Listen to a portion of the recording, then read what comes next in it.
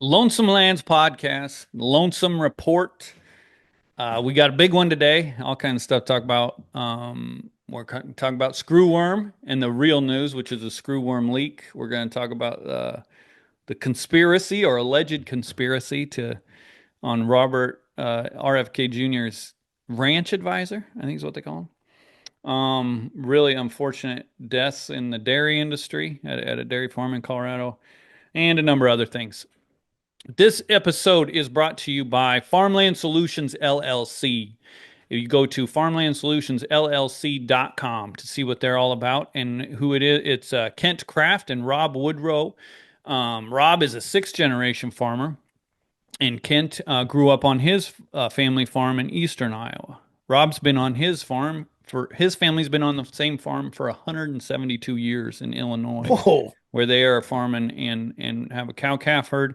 But Farmland Solutions LLC is will help you out with every issue you have if you own farmland. They have brokerage and appraisal services. If you want to buy and sell farm ground or need it appraised for any reason, they offer management services where they can manage your farm and help you with insurance questions, dealing with tenants, drainage issues, how to go about buying or selling the farm, and even leasing to hunters. That's becoming a big deal now too. They can help with all that. And if you're interested in organic farming, they do that a lot and have all the answers. If you want to switch over or want to buy an organic farm. They have consulting services, which succession planning, leasing issues, easement issues, and they can help with all of that too. Go to farmlandsolutionsllc.com or call 217 496 3500. Farmlandsolutionsllc.com.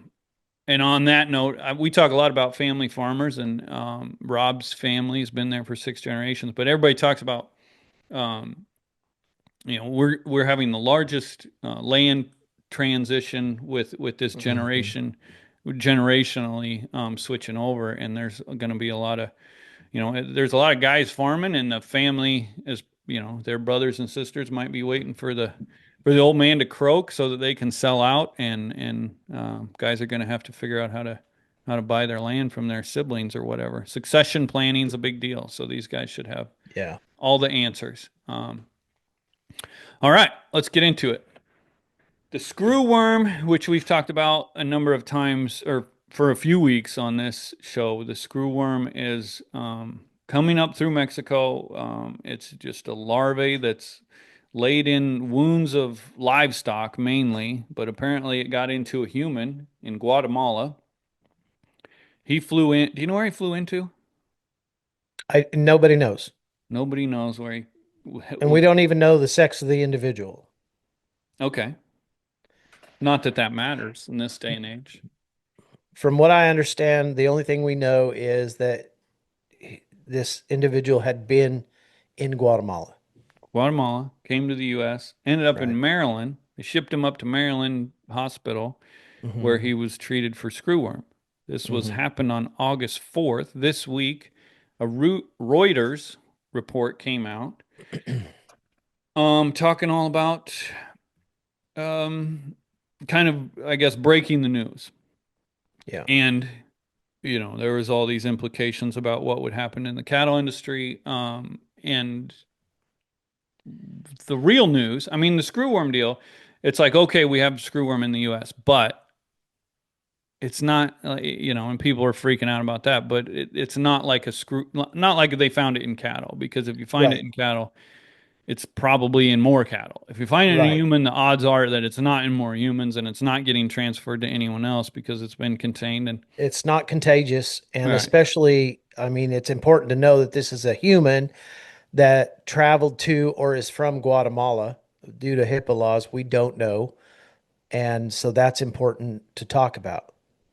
right. So the real news out of that article was that the information came from a leaked email from the Beef Alliance. And who is the Beef Alliance? And this was on August 20th. So they had it last Thursday. I believe was the 20th, and the article came out like the news broke on Sunday evening. So they had it a number of days ahead of time.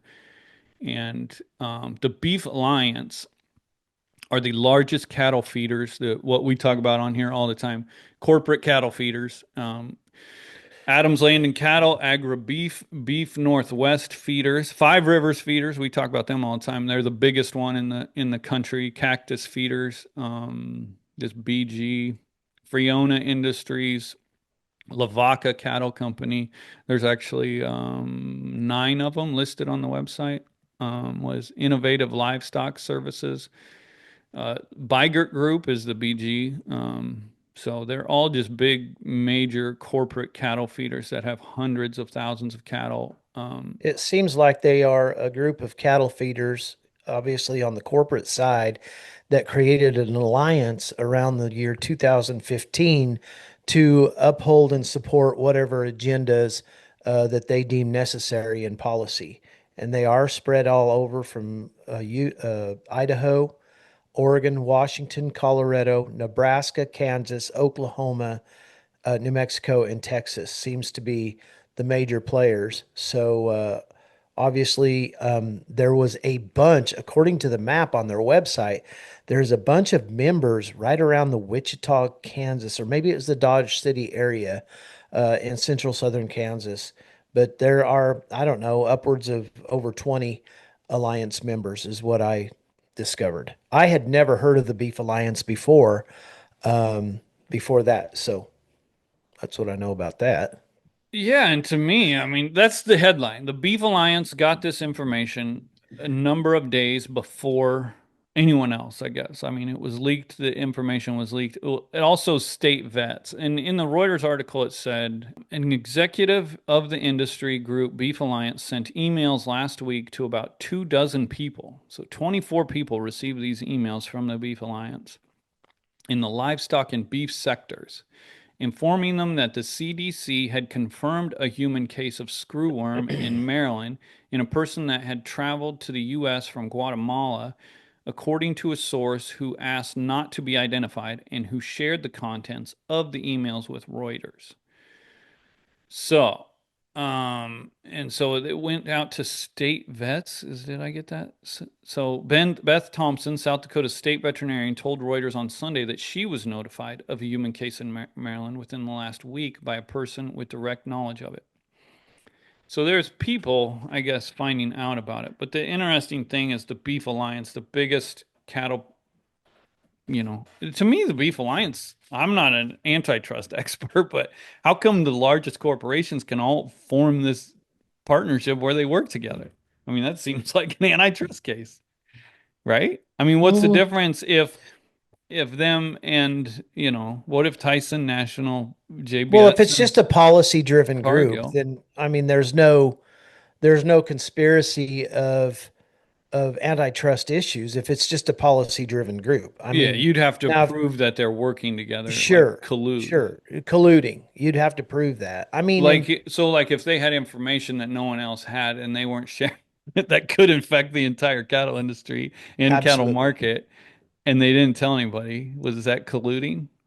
I would say that falls under collusion, but I I'm mean, not a that's I'm not a collusion expert. and that's kind of the headline that's being lost in the whole deal is, how is it that the CDC had the information and the USDA isn't really talked about in this, but there's a lot of people speculating the USDA had the information. Um, that's how the Beef Alliance got it.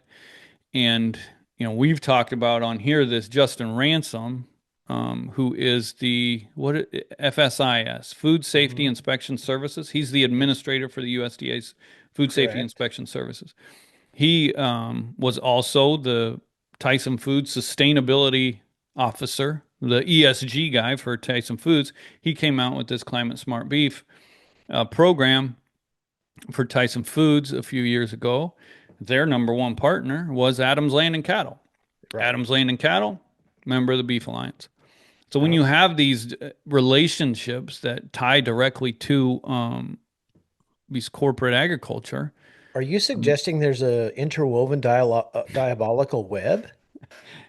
See, that sounds crazy when you say it like that, but It's all interwoven. I've been preaching that for years. All I of this know. is interwoven. Right. And we're not saying that he was the person that leaked it, but we're No. saying I mean, when there's a leak, people are getting looked at. And but something did leak to this beef alliance, to this deal. And that is the headline. It's not that Well, the screw worm's nothing, but how come the biggest cattle feeders in the country get the news before anyone else? And I guess you could talk about, I've been talking too much.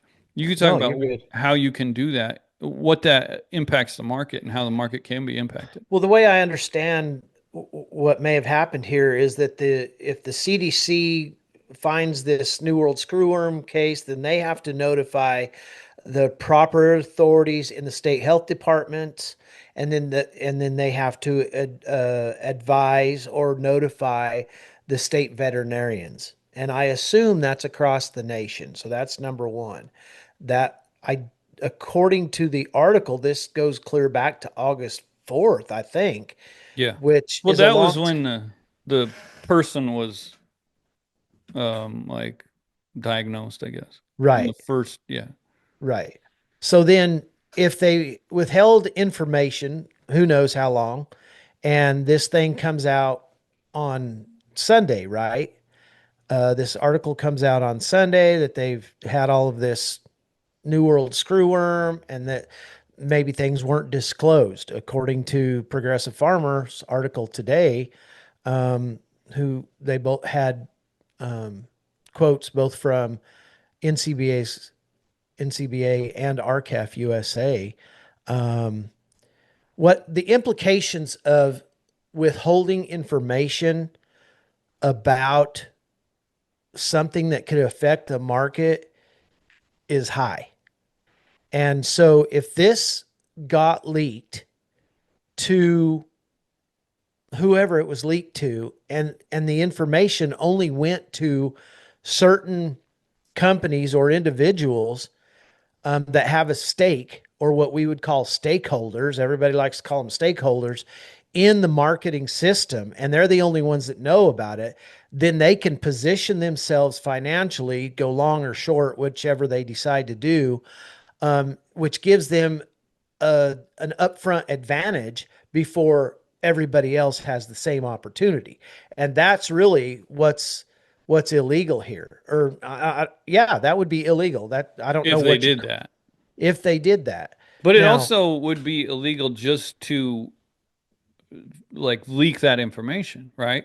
Like if they knew they I had don't know. information that would impact the market and they're telling people that have active traders, like these massive cattle feeders have like full-time traders, don't they? I mean, Sure. yeah, they have Absolutely. like an office of, because I Absolutely. mean, they're not only just trading, but they have to buy feed and all that kind of stuff too.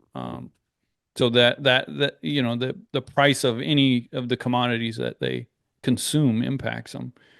Um, Absolutely. They all have daily trading requirements. I mean, these feeders have to be on the market every single day, whether it's for their feed or whether it's for their product, which is beef or cattle on the hoof. So if they're getting information that independent feeders or other industrial feeders across the nation are not getting, that's not a good thing. or So even just traders, right?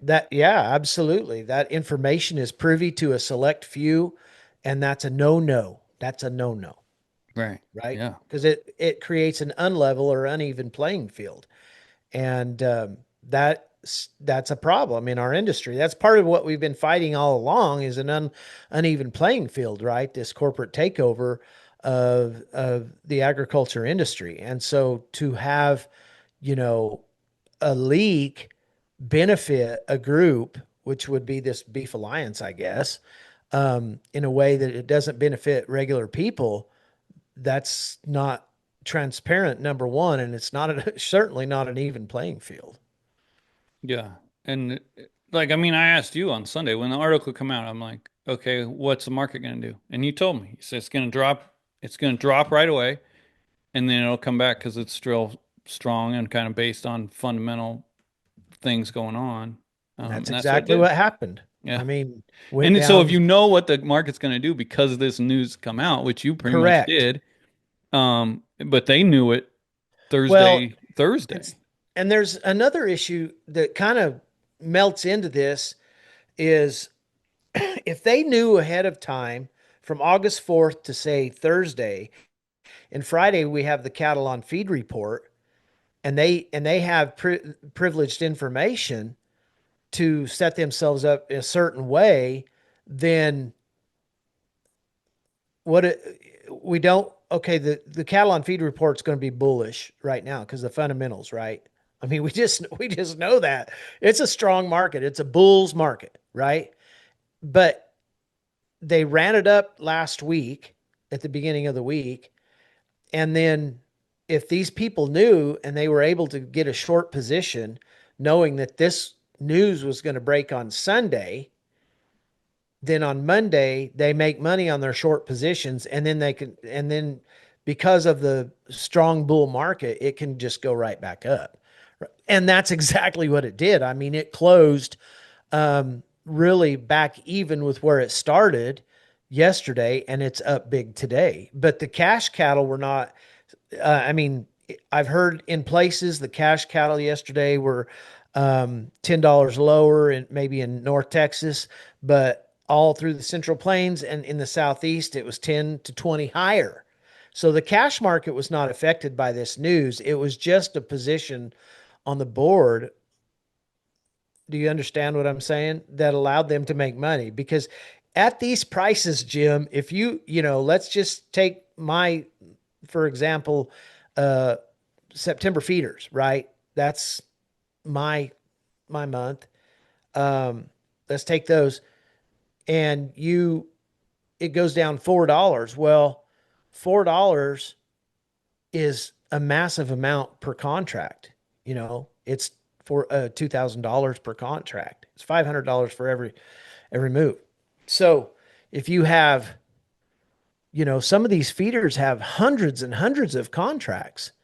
If it goes down $10, that's $5,000 in your pocket if you took a short position. And if you had, let's say you have 500 contracts. I mean, that's not unusual, right? They're massive amounts of money. But just say you have 20 contracts. There's 100 grand in your pocket right there. So the whole issue here is that if the leak resulted in an advantage on to take a position on the market and nobody else had that, was privy to that information, that becomes a transparency problem. Right Does on. that any of that make sense? Yeah, makes perfect sense to me, Yeah. but it gets kind of in the weeds, and I don't know. You need to. Well, and we don't know really how much of this is completely accurate. We don't know, but it is concerning that this can happen, Yeah, today. yeah, and that the largest corporations get the news, and the rest of everyone else doesn't. Do you have a problem with them like keeping it under wraps? And not the beef corporation, but like the CDC. Like, what do you think the reasoning, which is the what is that, Center for Disease Control? Hmm. They were the ones in. This isn't an agriculture issue because it's a human issue. So they were the Yeah, ones in charge of the it's really a information. non-issue for agriculture. I mean, if we're getting down to the nut cutting, this screwworm case in the human is a non-issue for agriculture. And the CDC supposedly, according to the article, did what they were supposed to do. Did they not? They informed the Maryland Health Department and they informed the state veterinarians, right? So, and that was in August, according to this article. The question is did the CDC keep it quiet? If they did, why did they keep it quiet? Or at least, I mean, one of the reasons they may have kept it quiet was because the screwworm is a huge issue right now for agriculture and coming out of Mexico, right? And so they're like, well, let's not cause undue panic. Let's just keep it quiet and give that information to state veterinarians and state health departments. So really, a And state veterinarian could have leaked it. absolutely. Yeah. Could have been anybody. Okay. But it does still bring, it doesn't take away that they are inappropriate or conflict of interest within the Correct. USDA's, which, I mean, that's what these kind of things are going to Well, bring up. all we have to do is go to Google and Google before or from August 4th to last Thursday and see if there's any news releases about this new world screwworm, right? A news release would even the playing field up in my mind Yeah, which because it, everybody could see it. yeah. Am I thinking wrong? No, but I mean, in the emails it said we remain or they were hopeful that awareness is limited to industry representatives and state veterinarians. Well, why are What is industry it? Well, representatives? let me ask you what an industry representative is. What is that? Yeah, Is that I'm just the Beef NCBA? Alliance. Is that the Beef Alliance? Is that feeders? Is that corporate feeders? Is that sale barns? Is that NCBA? Is that RCAF? Who are those people that they're referring to? Because they know as sticky who, and when I say they, I'm just talking about American citizens. They know as sticky as the border is right now and quickly becoming an issue. We heard Secretary Rollins points last week, eight points that's going to help us increase screwworm fly production, $750 million dollars plus another $100 million. We know that that is there. But if there was nothing said, like I said, between August 4th and last Thursday, and only these select few had privy information, that's not good. And it also says, but the email said likelihood of a positive case being leaked is low, minimizing market impact. So, Well, that's what they're saying. They're saying if it doesn't get leaked, the market won't react. But it got leaked and well, it they already, I mean, reacted. they sent it to 24 people, the email, right? Two So dozen people. some of them 24 people may have leaked it. Who knows? Right. Well, yeah. I mean, how can 20, I don't know. If I I had don't know something how that didn't you. want leaked, I I don't. wouldn't. And really, I mean, is it a leak if it goes to 24 people? Right. Yeah. And so now this, there are screenshots of the email kind of making the rounds. And the other thing about the article and the headline. So the article says a livestock economist at Texas A&M University was asked to prepare a report for Rollins on the impacts of, so Rollins being Brooke Rollins, Secretary of Agriculture, Mhm. on the impacts to industry of, yeah, see, it's not really worded right, but it says Rollins on the impacts to industry of the border closure to Mexican cattle. According to the emails, a measure that has largely been in effect since November to prevent the arrival of screwworm to the United States. So this Mhm. person, when reading the emails, they didn't really get it, I don't think, because the email would say, um, Colin shared that he has reached to David Anderson at Texas A&M University to request an industry impact um, report on the effects of the border closure on both the cattle industry and consumers. So the article Don't we didn't. already have that? Well, I Shouldn't don't we know. already have that? We should already have that. Rollins should have that in her hands. These are answers. These are questions that she already has the answers to. She has Well, to. She but they has to want have that. one that, so, and the So name I doubt if it Colin. was for Rollins. Yeah, they're saying it's for Rollins. It says Colin shared that he has reached out to, and the Who's name, Colin? well, the name Colin is spelled suspiciously like the unique way that Colin Woodall, CEO of the NCBA, spells his name. So I'm guessing, so that brings the NCBA into this as Yeah. they are, now listen, Complicit? I'm guessing, we're guessing at this point that Colin is Colin Woodall of the NCBA, who works closely with the Beef Alliance. We've said many times they pretty much work exclusively for the beef packers and corporate cattle feeders. And so, but he also said Rollins and her team, okay, so the report will be designed for USDA Secretary Rollins and her team, concise, easily digestible, and produced expeditiously. If this email is right and the screenshots are right. This makes it seem like Colin Woodall wants to work with Texas A&M to create Hmm. a report on how damaging this border closure has been on the cattle industry and Hmm. also beef consumers, because that's in the news all the time now, is the price of beef. And so it seems like they're trying to put a report together. You know, these Mm. massive cattle feeders want that border open, especially Yeah. the ones in North Texas, which are a big part of this West Texas. alliance. Yeah. And so, Well, that is something you have to take into consideration because those cattle feeders, I'm assuming they're members of the Beef Alliance and Texas Cattle Feeders Association. Um, Not only them, but the Mexican people want that border open. So Rollins is getting a lot of pressure, even from President Trump when he said something about the price of beef has to come down because we are just now starting to figure out that, $6 ground beef is high for people, but they don't give their sodas up and they don't give their cigarettes and tattoos up and they don't give their nose Captain piercings, lip Captain piercing. Captain Crunch up in the morning. So beef really isn't that high as of right now. Steve Stratford had a great video on that yesterday. Anyway, to get back to the story is that USDA already has those studies. They have to have them. Yeah, We but NCBA but wants to this put so this their own. probably was not designed for Brooke Rollins, right? Well, they're saying, what do you mean? Well, I mean, they're saying They I are, don't this know is what. to assure the corporate cattle feeders that Colin, whoever that is working with Texas A&M to put together a report that shows Mm. the impact on the cattle industry and consumers, specifically for Brooke Rollins. That's what it says. So, Oh, I okay. mean, Specifically for Brooke Rollins. Okay. I yeah, don't know. I would think USDA Rollins already and her have that. team. It says, I don't know why. I don't know what that has to do with anything because they already have that. We've already done that. well, it makes it. I mean, it's interesting When to you have me a that when you have this Colin fellow is yeah, also working directly with corporate cattle feeders exactly. and Texas A&M to create a report. Exactly.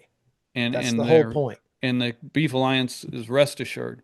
But And are it they going says to send out Rollins a and her team, designed for USDA Secretary Rollins and her team. well, maybe when they get it to Secretary Rollins, we can all be privy to it. Yeah, I'm sure they'll. Oh yeah, well, when NCBA gets it, they'll put out a press release of all the horrible things at the border closure happened. I mean, they obviously lobbied for the border to be open because when she did open it for a few days there, they were on every as much media as they could be cheering Science about it. based. It was science based opening. I'm like, Yeah, that's what they. unlock the doors and slide them left and right. Is that the science you're looking for? Yeah, it was just that's what they say. Yeah, it was just politics. Yeah, it was science based. And then one day later, the border has to be closed because of this threat. I mean, the screwworm deal is a big deal. In the agriculture industry, it's a big deal. We're not just going to spray, you know, inject ivermectin across those cattle or spray something on them, and it is a lot. It is a live flesh eating larvae, and we're already short on numbers. Well, here's the deal. It's not about numbers. We just don't we have mitigated that expansion and spread of that larvae for since 1974. Why is it an issue now? And I blame that on the last administration along with the corruption in Mexico. I do. Me And too. we And I should not. demand an investigation into this. We should American people deserve, especially in the cattle industry, to find out how this information only got to what they called industry stakeholders. Just to go back to the beef price, yes, Steve Stratford talked about how the price of a pound of hamburger is now similar to the price of a what did he? It was a lavender oatmeal latte or something like that, I think, which was great. And Uh, if you want to see that, it's on Lonesome Land's Facebook. I shared it. He has a page it's called good. Cattle Chat on Facebook that you should follow because he's always great when he gets on there. Um, but then that reminded me, I was in Chicago a couple weeks ago, and I never really talked about it on here, but it was the most. We got in at like 2 o'clock at night, and so ended up because we had to go to the state fair deal and then got out of there late, and then but the next morning it was almost like welcome to Chicago as we walked downtown, and we go by this ice cream museum, and of Mhm. course all the kids want to go into the ice cream museum. You know what Yeah. it costs to go through the ice cream museum Are per you talking about person? not buying ice cream just to go Oh, through you the get all you museum? want, Okay. apparently. You get all your Okay. It probably costs 25 bucks a head. double. 50 50. bucks a person to go through the ice cream museum. What? And this ain't even the worst part. This is like it was like out of a movie as we're like tired and we're getting ready for our vacation. Walk down there, first steps ice cream museum. Oh, it happens to be 50 bucks a head. There's like two or three employees standing outside of this place talking to my wife and I'm like, "Well, I won't go. I can't eat ice cream." And so I was going to kind of go and figure out other things to do while they went through the museum. And she's like, "Yeah, it's 50 bucks. So definitely, we could save 50 bucks and you don't go."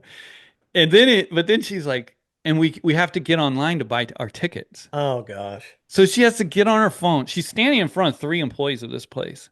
She has to get on her phone, buy the tickets online, put the credit card in, everything online, where and then she can go through this ice cream museum. And then so I'm like, all right. I hadn't had anything really to eat or anything, and there's a coffee shop next door to this place. I go in there and it's downtown Chicago, just like what you would think of a downtown Chicago coffee shop would be. People working on their laptops and kind of, with the Yeah. barista, what they call it. Yeah. I walk up the counter and I'm like, I just want black coffee. Guess what the guy says? We We don't don't have a have black any. coffee.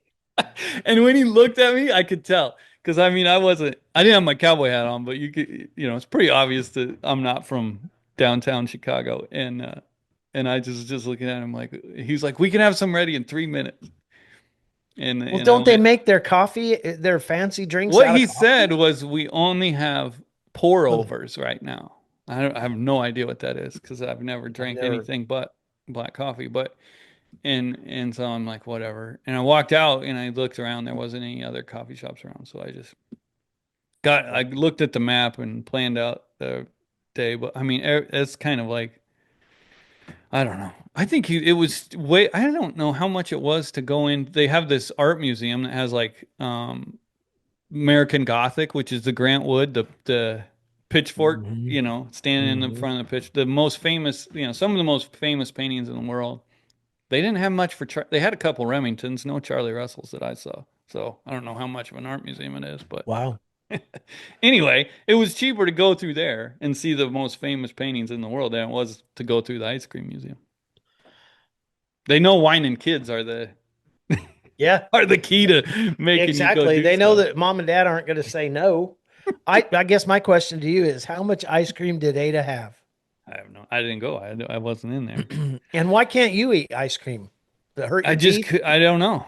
It hurts my stomach. I have a lot of stomach pain. I'm not like lactose intolerant. I eat cheese and all that, but if I eat anything like uncooked milk, I found out will really upset my stomach. Like milk, pudding, ice cream, like cottage cheese type stuff.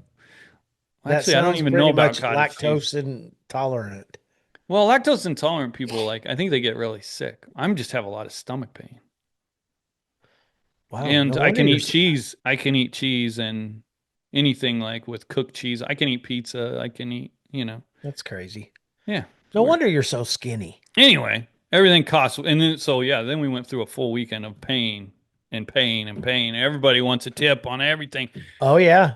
Do you tip at those kind of joints? Like you go Well, I through, tip at a restaurant, but like nowadays, I go into Subway. My son loves after school. He loves to go get a Subway pizza, yeah, right? Subway's the one And we're in, going in there now, and we have to, and they ask you to tip them, and the worker is sitting right there watching you, and you're like, well, do I want to, do you want to tip? And I'm like, press no. But then most of the time, I give them a tip, and I'm like, when did we have to start you are a tipping at sucker. Subway? I don't tip. And I went down this hotel and they have a restaurant in the bottom of it. And I went over there and I got some stuff for the kids and me. And the stuff was right there. The guy turned around, pulled it out of a counter, put it in a bag. And he saw I hit, You I could asked what tell to by the tip. expression on his face. I hit no tip. I'm sorry you had to turn around and grab that stuff, but you're not wiping down my table, right? Or picking up after Exactly. me or any of that stuff. And I'm a When good tipper. I'm a really good tipper. I always have been. But that just irks me in Yeah, fast food it was joints. COVID. That's when it all changed because Yeah, these people needed, absolutely. and I would do that. I'd go get carry out, but none of these workers were getting, they couldn't be open, so I Sure. would tip when you Yeah. picked up carryout. Yeah. And so then they just kept with it. Right. They need to go to the people running the subway need to pay those people better if they need more money. Don't give me dirty looks when I hit no Well, let me tip. just tell you something. Probably most of that don't, because they have to share. That probably doesn't see their pockets anyway. Yeah, probably goes to the credit card company. What All right, else? moving on. What's next?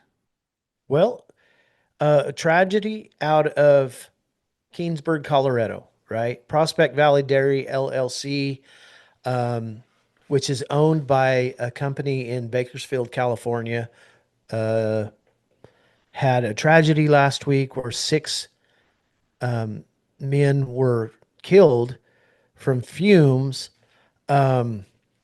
from H2. What is it called? H2S. It's H2S, but it's I wrote it down here. Hydro. Oh, dadgummit, where did it It's go? manure. When you It collect a ton is of manure, correct. It's called hydrogen sulfide, and it is created by the breakdown of matter, right? Any kind of matter, organic matter. And what you alluded to last week is all of these, 15,000 head dairies are buying into the climate lie, and they're collecting this gas, these products broke down by organic material into these tanks. Well, apparently one of the young gentlemen went inside that tank and got overwhelmed, and well, it, the it said he opened a valve, yeah, he opened a valve inside of a tank possibly and accidentally. Like he might have grabbed the wrong valve, and could when have. it hits them, and they're dead. Yeah, and it's quick. And the other five went in after him, and come to find out, three of the people who died, two of them were the sons of a father of the oldest gentleman there, and all of them but one were related and from the same family. And so it is a terrible, terrible tragedy. The youngest kid that died was 17 years old, and he was a senior at Alt High School in Alt, Colorado. Now, that is up in the northern part of the state. Keensburg is east of Greeley. Prospect Valley is also right around that area. I used to drive through Prospect Valley all the time going to college in Wyoming. So it's all in that northern part of the state. But a true, true tragedy. A corporate, this is a corporate farm. Obviously, they're not even owned by people from Colorado, out of California, Bakersfield, California. And it sounds like both parties have secured lawyers. Nobody's really talking much. We'll see what happens. I mean, it is a bad, bad, bad, bad deal. And I think it has affected that alt community pretty hard because that kid was pretty popular in high school. So I don't think we need to, or I think we need to remember all those people. It's a bad deal. Yeah, and I didn't want to jump to conclusions on. Uh, we've talked a lot about methane digesters and dairy Hmm. and big cattle feed yards. We have no idea if this, people have died from manure fumes for a long time, well before methane digesters. But and like you said, nobody knows. But I did look up. I put in Prospect Valley dairy methane digester, and this Hmm. company came up that was talking about putting them in, and they said they hope to make $20 million per year off of the RNG, which is renewable natural gas, which we have talked about Hmm. on here. The reason they're able to make so much money is because the price of the gas taken out of manure is 10 times higher than, at least 10 times higher than regular natural gas price, simply because of the carbon market. Yeah, Um, and a lot of that is subsidized, right? yeah, well, I mean, tax credits, there's all kinds of Yeah, crazy things. yeah. But I mean, it just kind of, we're not saying that, I guess, the carbon market caused this or even the methane digester or whatever. I mean, when you have, the other thing is this massive amount of animals in one spot causes these kind of things, right? Like the corporate concentration is something we preach about. And Yeah, but I have never heard of a feed yard, somebody dying from fumes in a feed I think mill. I've heard of it in hogs because that's more a confined Yes, manure, they are confined and and in dairy and is indoors. yeah, dairy is probably more similar to a hog Yeah. than a lot of feed yards. But yeah, and like you talk about the horrible things that can happen when all these like how many cattle died in that fire in Texas? Yeah. Yeah. It was a ton of them. And It wasn't started. that like caused by gases? Yep. They had lost electricity and the fans that blow the fumes outside, you see them all down. That they lost electricity. Somehow the generator didn't kick in, so those fans weren't working. Nobody, I don't know how long. And then a worker started a tractor and that spark caused that. And it was in the multi tens of thousands Yeah, tens of thousands of cattle. That's what I was thinking. Which that's, I mean, that's just kind of a byproduct of this massive of concentration. concentration. That's right. And anyway, it's sad for those people and their families, and I certainly have sympathy for them. Right on. Other thing that came out this week, they had a lot of people kind of scratching their head and sending us messages like, "What is going on?" A guy, is it Steve Jarvis? Is that his Yes, name? Steve He has Jarvis. been like He's kind the of a right what's that? regenerative Yeah, agriculture guy. yeah, and he went. He was part of the Maha movement, I guess, and has talked a lot with RFK Jr. They just had a video where RFK Jr. is out on his farm, and but anyway, he went on the news and said Brian Musard, who is RFK Jr.'s ranching advisor, ranching advisor. Correct. And he owns 7,000 head of cattle in Montana, and he is going broke because the bank won't refinance him. And he called it a. He said these kinds of conspiracies always seem to come true, or something like that in the video. Um, Oh, and they wanted to sell some beef sticks to try to save the farm or save the ranch. It was all it none of was it very really. dramatic. Yeah, and when you look at it, it doesn't really make sense. And just to get into kind of how we do things here, I guess, just to quickly explain, I started Lonesome Lands as like a blog, and I tell people I'm not the kind of journalist that's going to sit around and pick up the phone and try to investigate all, we're not really investigative journalists. We look at what's going on and we comment on it from the information that we can get. And so, like Brian Musard, you look him up, and there's a YouTube video that was done just a month ago. July.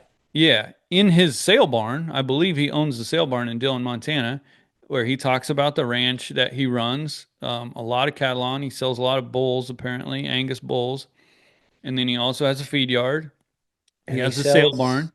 He Yeah. started a beef processing plant Yep. facility in 2021 that he talked about. He talked about he has a cigar company and a vodka company. Hmm. He also talked about how And he, he's also selling this. What was it? I don't know, what Yeah, was it? that algae.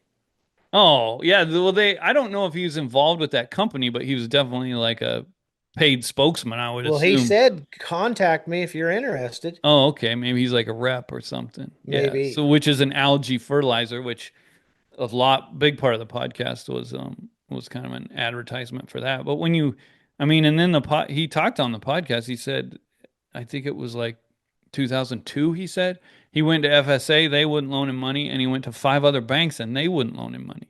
Right. And so when you do a podcast like that, and then a month later you're out and you're saying, I'm going broke, the federal Well, let's. government has conspired. Well, what that Jarvis said was Monsanto Bayer, he believed, might possibly have gotten to the banks and told them not to refinance this guy. Right? Why? Why would they do that? I don't know. And that's, yeah, I mean, the whole thing, like I Okay, said, let's back up because it was a good story. I listened to the whole podcast with Lane Nordlum, and he, he told the story about how he got started, and his parents borrowed him or helped him borrow some money when he was 10 years old, and he's self-made, and he pushed that and said that, which was pretty cool because I borrow a lot of money too, and I manage my debt very well. so I understood where he was coming from on that. And then he kind of grew over the years. And when he made lots of money, he diversified, which was pretty cool and made sense. And it was a short story that expanded over a long period of time, or a long story that's whatever. Anyway, and then he starts to want to expand. He goes to the FSA, and the FSA declines him, right? And couldn't get a loan. Well, then somehow he kept on going, and he said for 2 years they self-financed, and he said that was hard. So I can understand how hard that was to do that kind of business. But now we jump to the end of the story, and apparently he runs 7,000 head. I don't know what that means. If he's got 7,000 head in the feed yard, if he custom feeds 7,000 head, if he owns 7,000 head of cow, I don't know. But I was getting tons of messages from a lot of political high up people, and they're like, what do you think of this? And I'm like, I don't know, there's something not quite right with this. In my opinion, you know, what could have happened is that he had a finance company, maybe a local, this is my guess, a local finance company, and he was probably friends with the banker. And the banks are doing exactly what agriculture is doing. They're centralizing. The big boys are taking up the small home-owned banks. So my guess is he had a note at the bank, and maybe he was a little bit behind, or maybe he was higher risk than whatever, and the bank sold. And then the new people, the new regulators at the new bank, along with the national regulators, which those regulators, I mean, this is a hard time to be a borrower in our industry and in our world, because regulations have increased so much, right? And so I would say that maybe a new bank got a hold of them. The regulators like, this guy's high risk. There's a lot of money here. Um, we shouldn't consider refinancing him. But on the other side of that, I'm like, if you have 7,000 head of cattle at these prices, Yeah, like sell out, even get yeah, even, do whatever you have to do, and be done.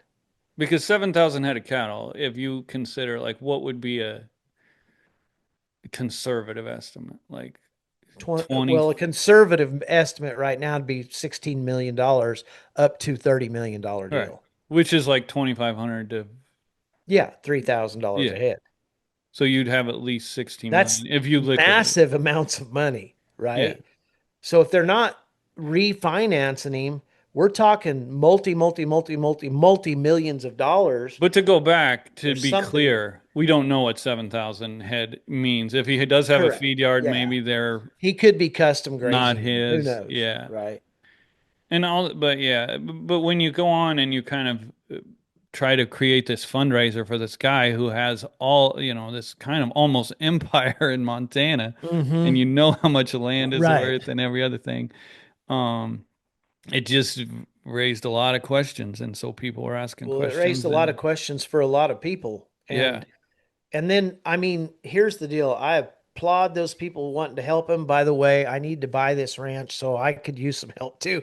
But Buy I some. mean, I'm just joking around about that. But I mean, they were like, let's sell so many 25,000 or something beef sticks, boxes of beef sticks. Well, I don't know. That's kind of what threw me. I was like, okay, I can see this because I'm getting calls every day. I just got one while we were on here of people having trouble with FSA, farm credit. I'm getting these now. I have no power. I don't know how to help them other than just give them my opinion, right? But I know there's a movement in these government agencies that is predatory in nature. I know that because there's too many people talking about it.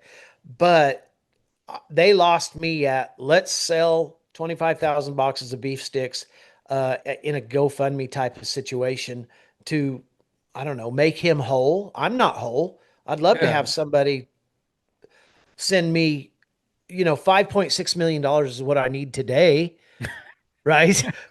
If you so wish, please do. And I can get you beef sticks too.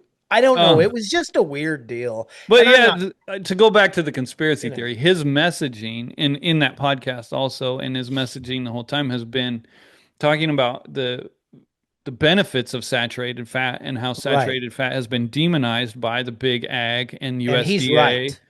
And even he got into the beef checkoff thing, which he didn't, if you're Didn't familiar take a with the beef position. checkoff, he should have been more critical.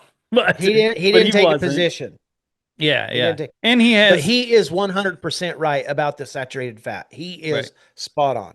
right. But he's also been president of Montana Stock Growers, NCBA affiliate. So I mean, but he seems like, yeah, that's the saturated fat messaging. Yeah. I mean, he seems like He has great. experience, Yeah. And I like his messaging and but everything they're doing. And he is who knows what he even, I guess he was on that video with that Jarvis guy. They were trying to sell the beef sticks, and that was on the listen. news thing. I will say that he is spot on about the saturated fat. I agree with him 100%.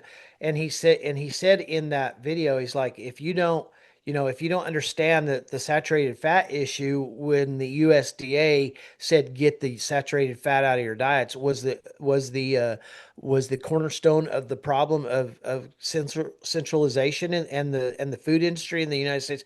I disagree with him with that. Yes, that was a wrong move for USDA, but that is not the foundational move. The foundation was that Congress allowed acquisitions and mergers of major corporate companies to take over our food supply, thereby giving USDA the power, the lobbying power to do what they did. That's how I feel about that. Right on. So no real answers, I guess, about that, Yeah, but no, it was just really interesting. And I mean, I had national politicians calling me, and I'm like, I don't know. I don't understand it all, but I'm sure that'll be clarified here quickly. all right. And Okay. another, I guess the one we forgot last week, this was like a 2 week old issue.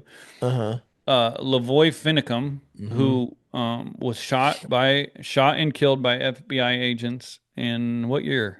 I don't even Uh, 15, yeah.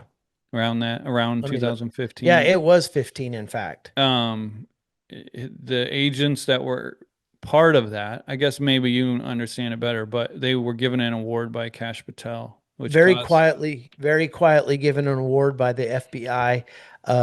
It was not publicized at all until I can't remember which organization. Oh, the Oregonian.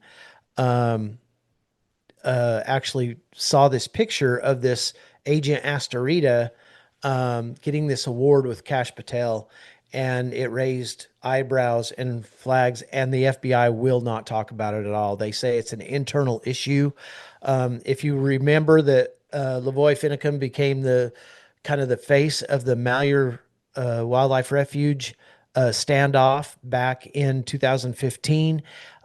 He was a good guy, a nice guy, just defending his ability to own private property and run on federal lands. And he had had some run-ins with the BLM over the years, and he became a bad guy. And they labeled him a domestic terrorist.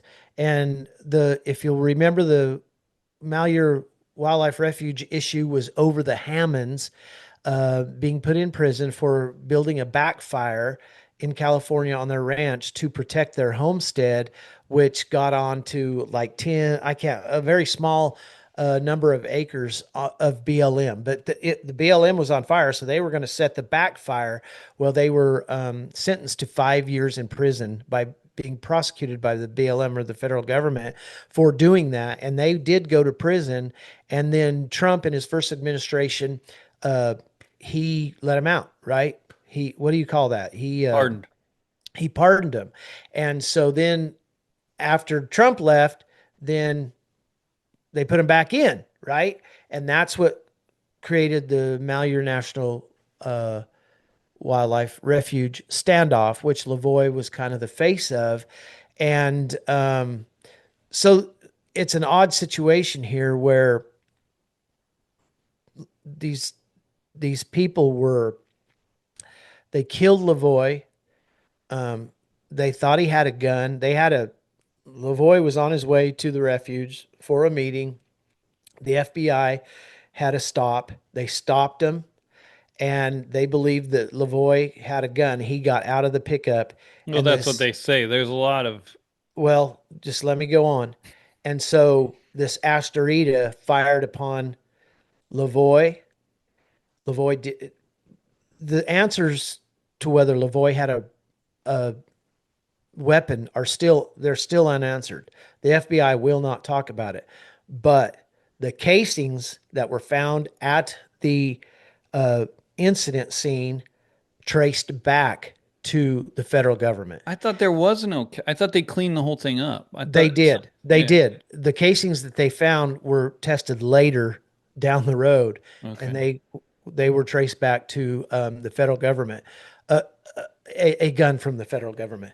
So this award, needless to say, from Cash Patel to this Asterita, has not been popular among people in the West. Yeah. And that's why they've kept it quiet. It's not a good look for Patel at all. Right. Yeah. Who kind of went in there like he talked a lot about the Waco, I think, and I mean all of these things, Ruby Ridge, all these Right, things that FBI has done, I guess, in right, my lifetime. right. You can add Lavoy Finicum's death in there with them, and yeah, and then to give award, there was high hopes for Cash Patel, and now he's handing awards to Well, he this gave guy. that award to the perpetrator of the whole thing, right? And Yeah. so that's that. And listen, nothing is transparent in this case, nothing at all. They want answers, right? The Lavoy Finicum's family, they just want transparency and answers to what really happened, and FBI will not talk about it.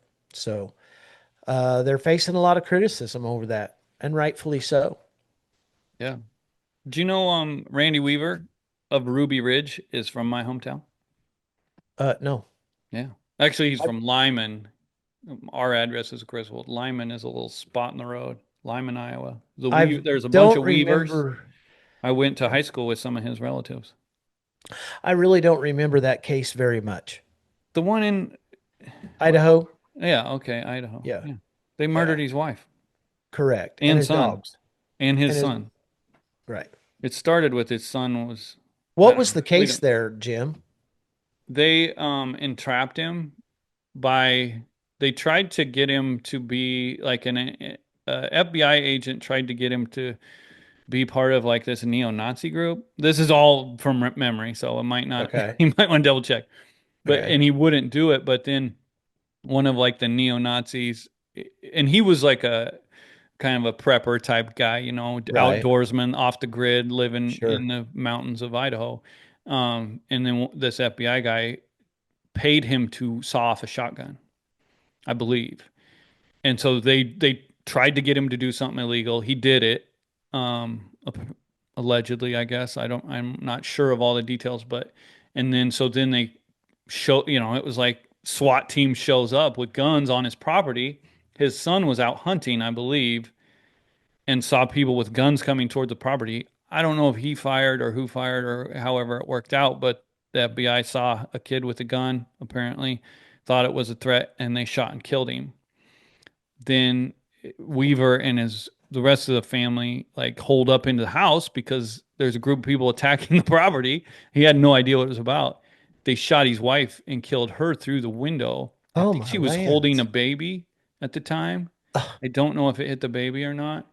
Um, I mean, there's all kinds of I watched a documentary about it one time, but it was, I mean, just egregious. Like, just, I mean, they But pretty much was just it big? I attacked her. mean, why did their eyes go to him? What because he was kind of a not a conformer, or I what was the don't, initial? I can't remember Hmm. exactly. I mean, Yeah. I don't Then we know. had It's Waco. just I like, remember yeah, Waco when I was in, I think that was 1992 or 93. I was in college in Wyoming, and I remember that standoff was forever. And then they killed him. yeah. It's funny to look back now after everything we've been through. Like when Waco, it was like the whole narrative, these people are crazy. They're gonna, Right. and they were horrible people at this place, and they were kind of nutty, but I don't think their kids deserve to be burnt alive, Mm. right? And that was Oh, all, we have these law enforcement agencies that are supposed to be the best in the world, and the best we can do is just burn people that have some guns in there. Apparently, is why they went to them. Maybe that's why they wanted to get Randy Weaver is because he had illegal weapons or something. I mean, that's this whole sawed-off shotgun thing. It was yeah. creating an illegal weapon. Or I don't maybe know. he was had a stash of weapons and they knew it, and so they wanted to, you know, who knows? Yeah. Who Who knows? knows?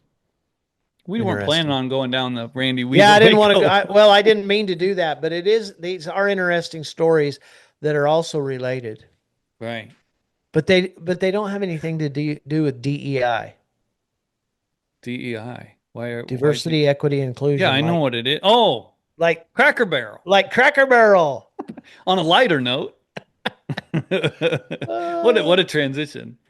What your thoughts on Cracker Barrel? Apparently, the whole world is wound up well, I mean, there. everybody's got an opinion on Cracker Barrel. I guess this 5 points of sustainable development that they've adopted um, has created a stir. And there was an investor.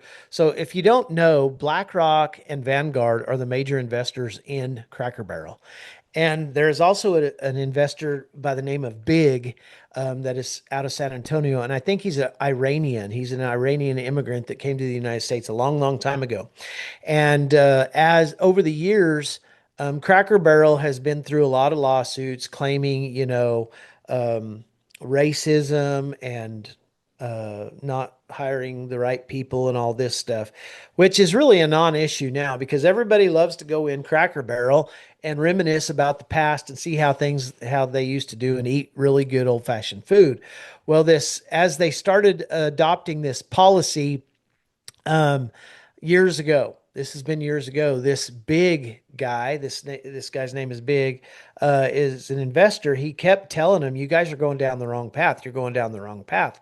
But the executives at the company and BlackRock and Vanguard said, "No, he's an activist investor. That's what he is." And he's like, "No, you don't know your audience, right?" So this girl by the name of Julie Massino is their CEO, and she went ahead and put the accelerator to the DEI program and changed all of Cracker Barrel's really, what they really stand for, right? So they push into DEI and they're celebrating the rainbow flag, which is not what the majority of those of the customers at Cracker Barrel want. They don't want DEI. They don't care about uh, political correctness. They want old-fashioned food in an old-fashioned environment. Well, they've changed all this. And so it came to a head last week. And up to today, Cracker Barrels has lost um, $143 million in value. And this morning they come out and they say, um, we may have rebranded this in the wrong way. It's an obvious folly. So there's a lot of fallout on Cracker Barrel right now, and it's a big deal. Man, I had no idea we were. I was going to ask you if you ever ate at Cracker Barrel.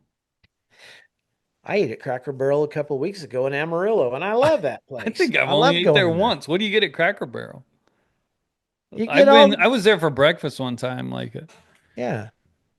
what? I don't even remember going, and I It's don't know just why I home. don't go there. It's It's right just there. home cooked food, fried chicken, cornbread, green, black-eyed peas. It's just that old farm food is what it is. Oh, that And I can sounds good. remember I used to love Cracker Barrel when I was in college and we were traveling all over the nation judging at these judging contests. It was a tradition at both of my colleges to go to Cracker Barrel for breakfast before these horse judging contests.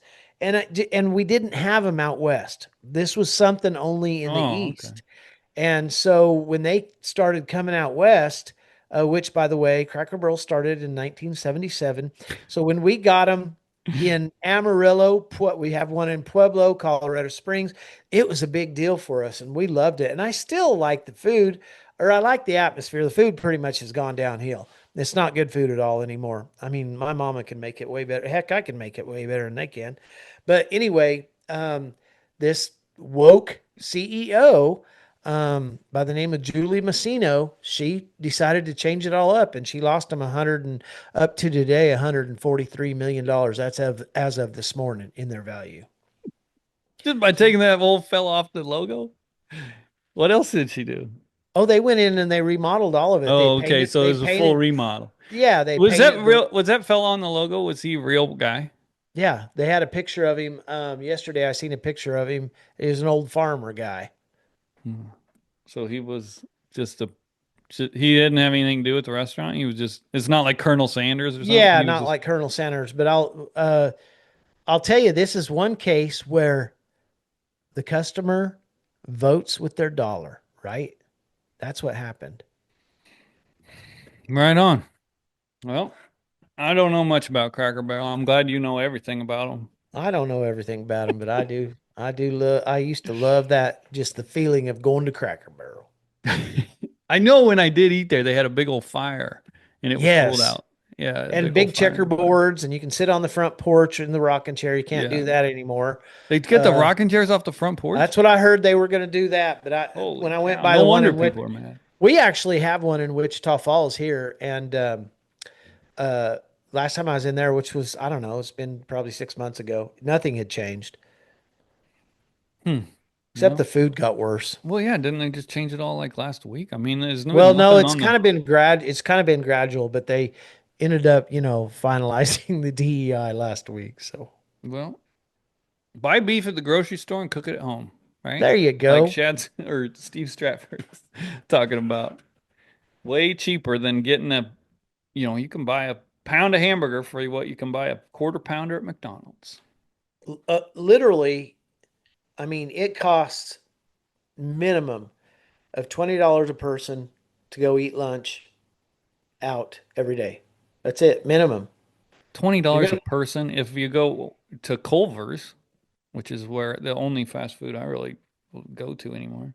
how much It's does not that no cost you? $20 a person. Where are you eating? I go up here to the taco Longhorn store. Steakhouse?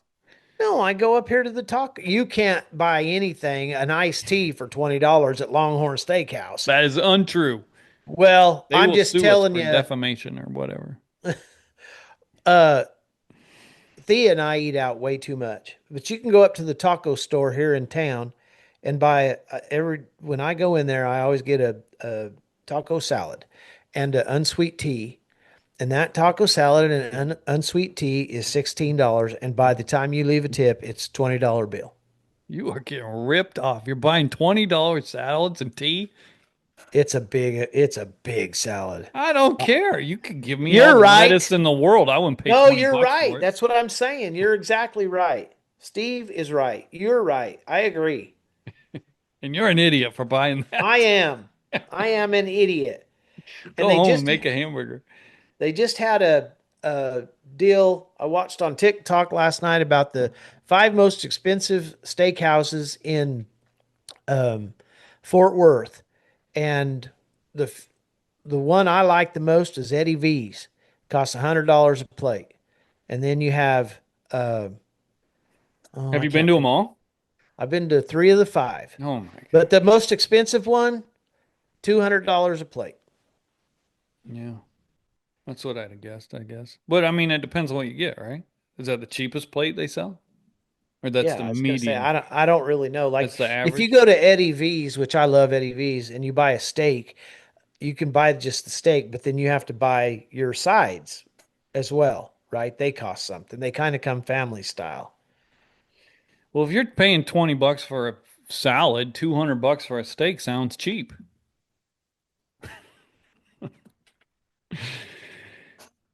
All right. Thank you, everybody. Go to Hmm. farmlandsolutionsllc.com to get your farmland solutions. Let me get you that phone number. 217-496-3500. Rob and Kent, some family farmers that have put that company together to help everybody out with their land issues. Thanks a ton for the merch orders. I'm pretty much caught up. I got a couple more to ship, but we've sold a bunch of t-shirts and hats and everything. I'm running out of stuff and got to reorder. So if you want to support what we're doing, go to lonesomelands.com where you can go to our store there or go to subscribe, which is where you can kind of purchase a sponsorship is what I'm going to change the wording to and help us keep doing what we're doing. So thanks everybody for doing that. And There was something And else I was thanks going for to say. all the good calls we get on these news things, man. Yes. It's And pretty next awesome. week, North Dakota has sued, or a group of ranchers in North Dakota have a lawsuit out about against the checkoff and how it's operated up there. And I'm still kind State of learning checkoff. about that. So we're going to talk about that next week. And um, there was something else I was going to say. I can't remember what it was. I wanted to get in here, but anyway, All right. I guess thank you. If I remember it, well, I'll say it next week. Thanks, Jim. Adios.